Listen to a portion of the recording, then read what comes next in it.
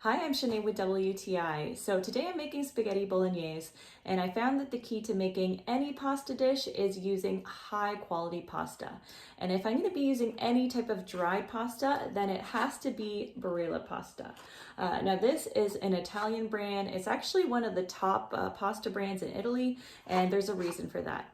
It's made from high quality durum wheat. It takes about 10 to 11 minutes to cook until it's al dente, and it has the perfect texture once it's cooked.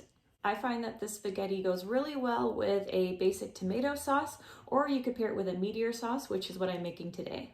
Now, I tend to buy this in bulk because my kids are picky eaters when it comes to dinner, but spaghetti is something I can always count on to be a hit. So this is a staple in my pantry. If you love spaghetti and if you love carbs, then this is what you need in your life, as well as a glass of wine to go along with it. And that's my point of view.